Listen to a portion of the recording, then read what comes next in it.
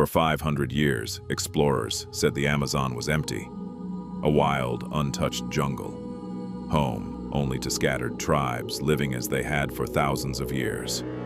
No great cities, no vast civilization, just jungle. That story was wrong. Beneath the canopy of the world's largest rainforest, buried under centuries of vines and roots and silence, there is a civilization, roads stretching for hundreds of miles through the jungle, plazas as large as Manhattan blocks, geometric earthworks so massive they can only be seen from the air, and a population that, at its peak, rivaled ancient Rome. They didn't disappear because of war or famine.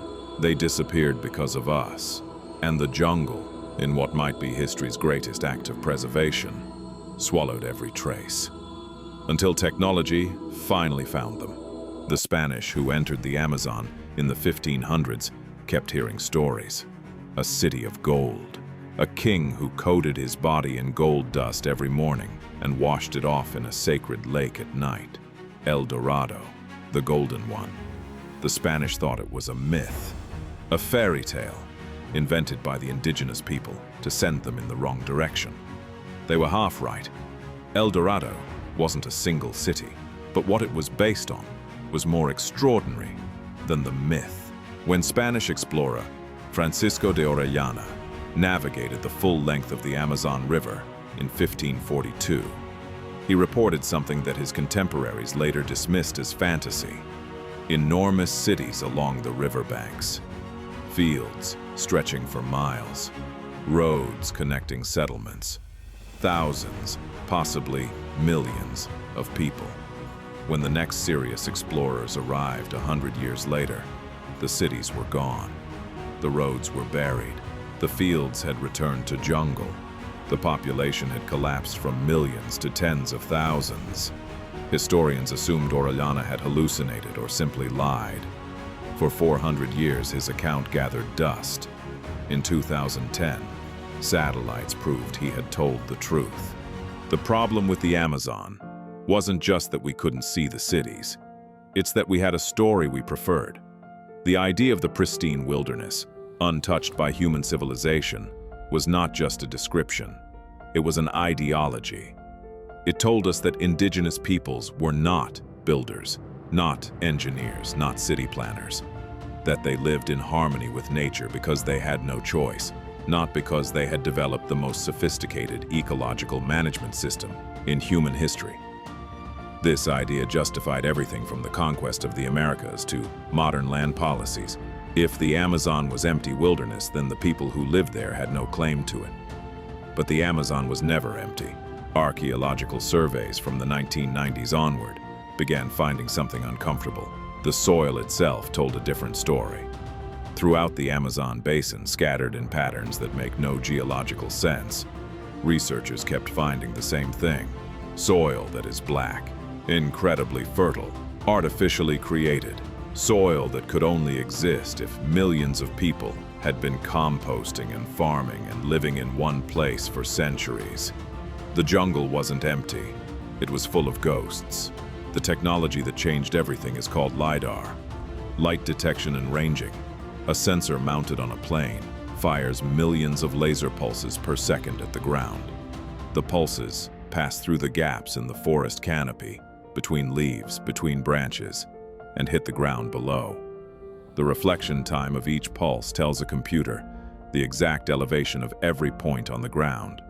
The result, a three-dimensional map of the Earth beneath the forest, with the trees stripped away.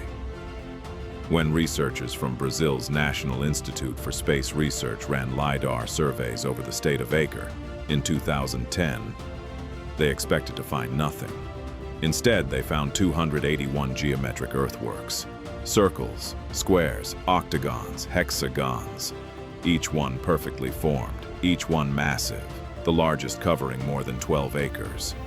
They were arranged in clusters, connected by paths, precisely positioned relative to each other and to the stars. They covered an area the size of Britain. They had been there, hidden in plain sight for 2,000 years. And that was just one small corner of the Amazon. When researchers expanded the surveys, they found hundreds more. In 2018, a team from the University of Exeter published a study that changed everything. Using LiDAR across 4,500 square kilometers of the southern Amazon, they discovered what they called the Kasarabe culture, an urban network, unlike anything previously known to exist in the Americas. 2 large urban centers, 10 smaller settlements, all connected by perfectly straight elevated roads, not paths, roads. Roads that ran for kilometers without deviation, raised above the jungle floor, with flanking canals for drainage. The largest center, a city called Kotoka, covered an area of 147 hectares. It had a formal civic center, a pyramid, a moat, reservoirs. This wasn't a village. This wasn't even a town. This was a city that required engineers, planners, governance, agriculture, and trade. And it wasn't alone. When archaeologist Jonas Gregorio de Souza ran statistical models to predict how many settlements remained undiscovered, the number was extraordinary. 1,454 settlements hidden beneath the Amazon. Of those, 449 are predicted to be large towns or cities. The Amazon, which we called a pristine wilderness, may have contained more urban settlements than medieval Europe. Let that land on you. The Amazon was not empty. The Amazon was, at one point in human history, one of the most densely settled places on Earth. Who built these cities? We don't know their names. We don't know what language they spoke. We don't know what they called themselves. What we know is this. Around 1000 AD, 500 years before Columbus, the Amazon basin was home to somewhere between 8 and 10 million people. That number comes from archaeologist Charles Mann in his landmark book, 1491. And it is not fringe science. It represents the current scholarly consensus. For comparison, England in 1000 AD had approximately 2 million people. These were not isolated hunter-gatherers. The people we are still discovering built in stone and earth. They organized trade networks spanning thousands of miles. They cultivated manioc, maize, and cacao in quantities that required massive agricultural systems. And they did something no other civilization in history had done at the same scale. They built their forests. The Amazon rainforest, which we think of as a wild natural wilderness, contains a disproportionate number of domesticated plant species near ancient settlement sites. Brazil nuts, acai palms, rubber trees, cacao. These aren't random, they're where the cities were. The indigenous people of the Amazon didn't just live in the forest, they designed it. The Amazon rainforest as it exists today is partly a garden built by a civilization we almost completely forgot. The greatest evidence of how sophisticated this civilization was doesn't come from cities or roads. It comes from soil, in hundreds of locations across the Amazon. Researchers have found patches of what the Portuguese called Terra Preta, dark earth. Normal Amazonian soil is thin and poor. It cannot support intensive agriculture for more than a few seasons before it is exhausted. Terra Preta is different. It is black, rich, full of charcoal, bone fragments, and organic matter deliberately worked into the ground over centuries. Soil scientists consider it the most fertile soil on Earth. And here is the detail that should make you stop. It is self-regenerating. If you take a scoop of Terra Preta out of the ground, within a year, the whole has refilled itself with equally fertile soil. We do not fully understand the microbial mechanism that causes this, but we know who created it. People who understood soil biology at a level we are still struggling to match. Terra Preta covers an estimated 10% of the Amazon basin, an area larger than France. That is not natural. That is the fingerprint of a civilization that understood its environment completely. And then it ended. In 1492, Columbus arrived in the Caribbean. Within 20 years, the first European diseases, smallpox, measles, influenza, had reached the Amazon basin through indigenous trade networks. The people of the Amazon had no immunity. Between 1492 and 1650, somewhere between 90 and 95% of the indigenous population of the Americas died. Not in a generation, in a few decades. In the Amazon specifically, populations that had numbered in the millions were reduced to tens of thousands. And here is what that meant for the cities. They were abandoned, not destroyed, not burned, just left. The roads stopped being maintained. The jungle moved in. Within a century, the forest had reclaimed everything. When Orellana came through in 1542, he was seeing the civilization in its final years. Millions dying, cities half empty, the survivors retreating into smaller groups. By 1650, when the next wave of explorers arrived, there was nothing left but jungle, and a few old stories about El Dorado that no one believed. The discovery of Amazonian civilization changes more than history. It changes the story we tell about humans and nature.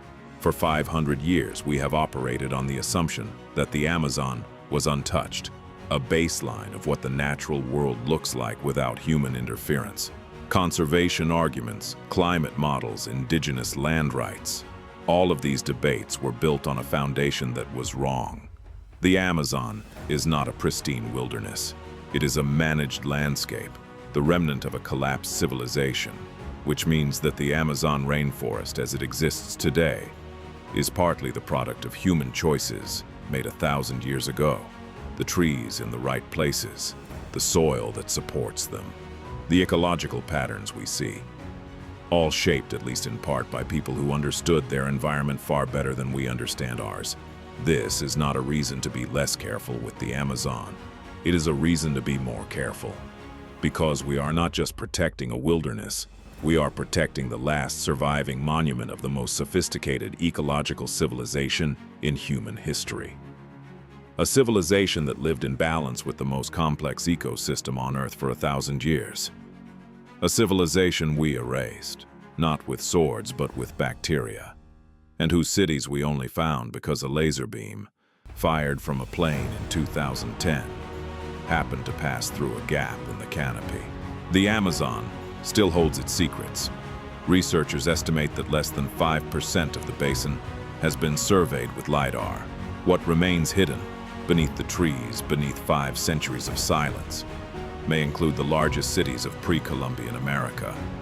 Cities we don't have names for, civilizations with no written record, entire chapters of human history that exist only as shapes in the soil. We tend to think of history as something that has been fully told. It hasn't. The Amazon is proof that the past is still being discovered. The greatest mysteries are not always buried in Egypt or Greece. Sometimes they're buried under the largest rainforest on Earth. If you want to keep going deeper into the history they couldn't teach in school, subscribe to this channel, because we're just getting started.